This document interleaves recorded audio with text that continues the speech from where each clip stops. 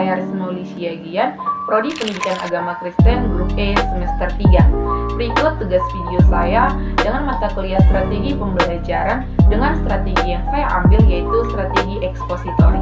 Bye-bye, selamat menyaksikan.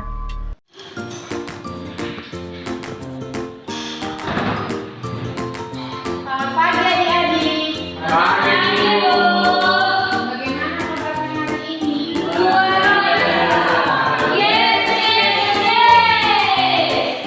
kelasnya siapa? Boleh dibantu ibu ngomongnya. Kelasnya siapa? Saya. Oke, nanti hadir. Semuanya hadir? Hadir Bu? Oh, hadir. Baik, terima kasih. Untuk adik-adik sekalian, syarat kelas ibu itu gampang. Kalian masuk hadir di pelajaran ibu itu sudah cukup, lebih dari cukup. Ditambah lagi kalian aktif di kelas mengerjakan tugas, itu sudah dapat hadiah ibu. Oke, materi kita pada hari ini yaitu hidup yang dipimpin oleh Roh. Apa? Hidup yang dipimpin oleh Roh. Iya. Hidup yang dipimpin oleh Roh. Yang pertama itu pemahaman tentang Roh Kudus dalam pengakuan iman gereja. Dalam pengakuan iman gereja, Roh Kudus itu ada dalam Tritunggal, yaitu Bapa, Anak, dan Roh Kudus. Roh Kudus itu memiliki peran penting atau memiliki tempat khusus dalam pengakuan iman. Roh Kudus itu dianggap sebagai pribadi khusus dalam kehidupan orang Kristen dan gereja. Roh Kudus dalam pengakuan iman rasuli, Roh Kudus itu disebut sebagai pribadi yang dapat membantu individu atau seseorang seperti kita dalam lebih mengenal itu Allah. Begitu. Roh Kudus itu juga dikenal sebagai penghibur, penolong, dan pemberi kuasa bagi gereja untuk melaksanakan tugasnya di tengah dunia. Paham? Paham. Oke. Yang kedua itu pemahaman tentang Roh Kudus menurut Alkitab.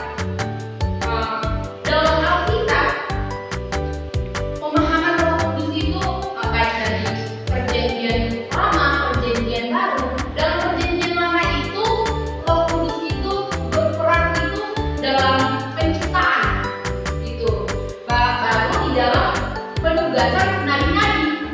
Dan yang sementara yang di Perjanjian Baru itu, setelah kebangkitan Yesus, Roh Kudus itu hadir sebagai penghibur dan pendamping murid, seperti yang tertulis di Yohanes 14 ayat 26. Boleh dibacakan adik-adik sekalian? Yohanes 14 ayat 26.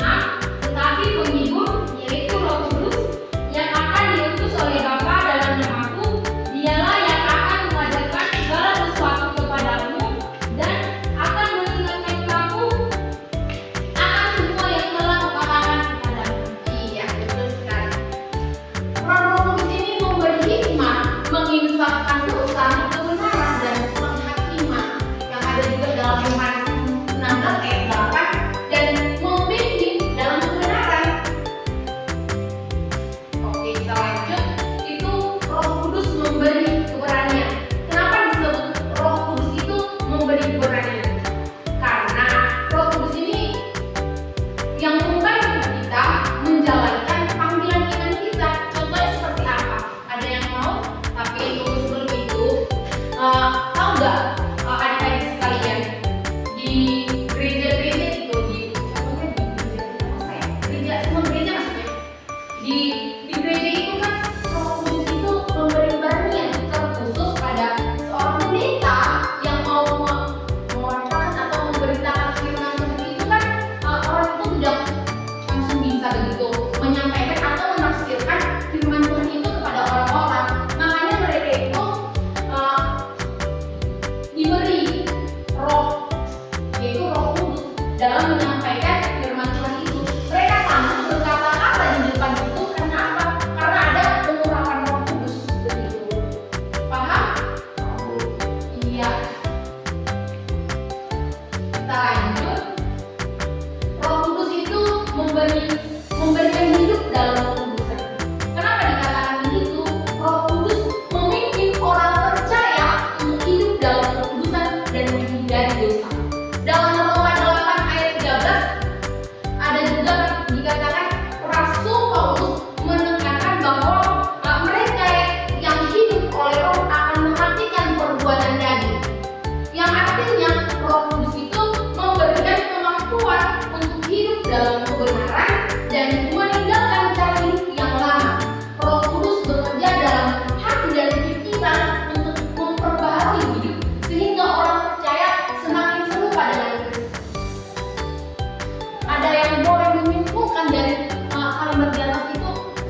memberikan hidup dalam kekudusan. Contohnya kan, Amang, tunggu ya dek. Contohnya kan Amang, kalau kamu yang dulunya hidup kamu itu contoh ya, kamu tuh orangnya dulunya kamu suka berbohong, tidak jujur begitu.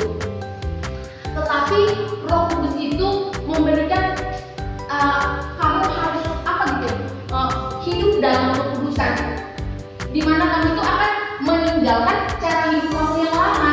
Kamu akan merasa ketakutan untuk melakukan yang berbohong tadi, tidak jujur tadi. Karena apa? Karena kamu sudah diurapi oleh Roh itu, supaya kamu itu kudus. Kamu sudah takut melakukan yang namanya itu berbohong, tidak jujur, begitu. Supaya kamu seperti apa? Supaya kamu itu semakin serupa dengan Kristus. Maka apa tadi?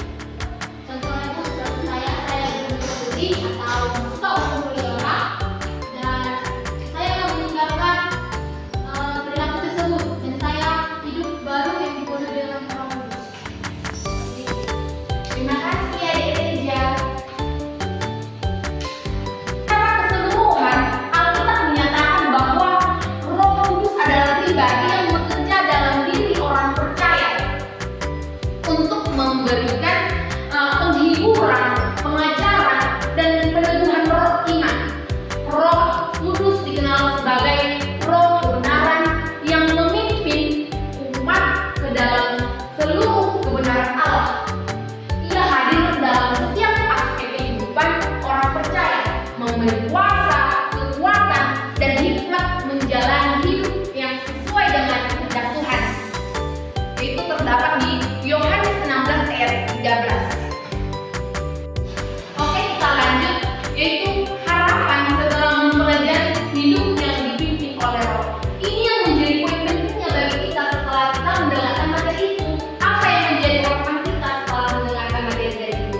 Yaitu harapannya bagi siswa seperti adik-adik adalah agar mereka memahami atau adik-adik memahami peran dan pekerjaan Roh Kudus dalam kehidupan orang Kristen, sehingga adik-adik dapat hidup dalam kekudusan, memiliki keberanian untuk bersaksi dan selalu bergantung pada bimbingan Roh Kudus dan menjalankan panggilan iman mereka. Maka dari itu adik-adik, berikan diri kamu, serahkan diri kamu supaya kamu itu mau dibimbing oleh Roh Kudus. Kamu berikan diri kamu serahkan diri kamu Edison, agar kamu itu dipimpin, diarahkan Roh Kudus dalam kehidupan kamu. Kamu tinggalkan cara hidup kamu yang lama, yang menurut kamu itu tidak baik. Kalau menurut kamu itu tidak sejalan atau tidak seperti yang dikehendaki oleh Kristus. Paham Edison? Paham, Bu. Oke. Sekian materi kita pada hari ini adik-adik. Beserta ibu kalian